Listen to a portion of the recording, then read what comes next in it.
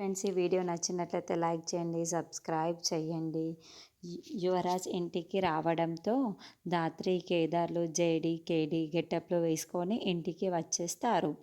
Welcome back to Yuvraj అని JD అరుస్తూ ఉంటుంది.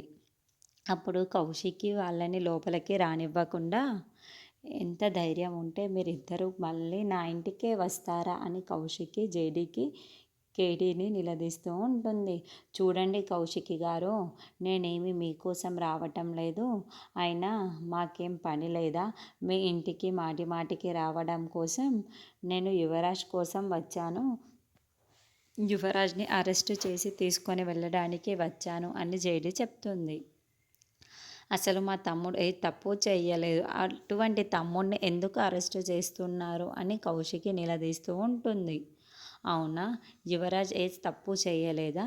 యువరాజ్ తప్పు చేశాడనడానికి మా దగ్గర ఆధారాలు ఉన్నాయి అని జేడీ అంటే, ఏంట ఆధారాలు అని సూరి ప్రాణాలతో ఉన్నాడని తెలిసిందే కదా, ఇంకా మా తమ్ముడిని ఇలా అరెస్టు చేయడానికి నేను ఒప్పుకోను అని కౌశికి అంటుంది.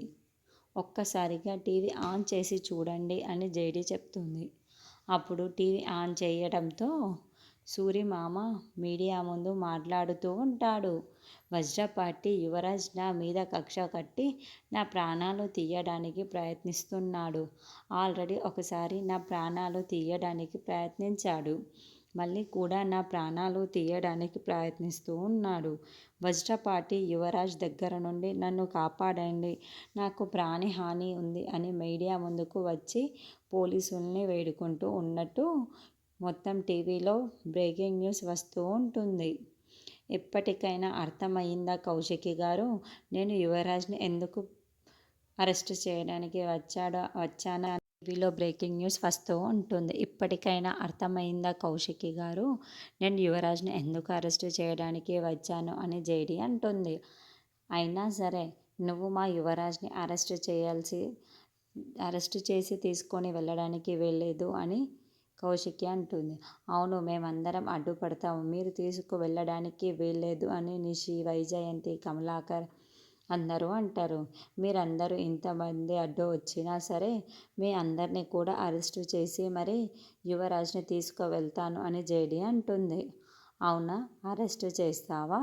నువ్వు ఎలా తీసుకువెళ్తావో మేము చూస్తాము అని మేము అడ్డు వస్తాము అని అంటాడు.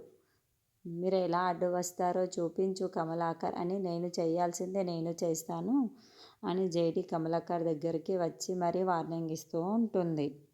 అప్పుడు ధాత్రి, కేదార్లు ఇద్దరు కూడా యువరాజ్ని లాక్కొని వెళ్తూ ఉంటే, అక్క కాపాడు అని యువరాజ్ మళ్ళీ కేకలు పెడుతూ ఉంటాడు. అప్పుడే నిషి, వైజయంతి, కమలాకర్, ఆచిబూచి అందరూ కూడా కారెక్కి అడ్డంగా నిల్చుంటారు.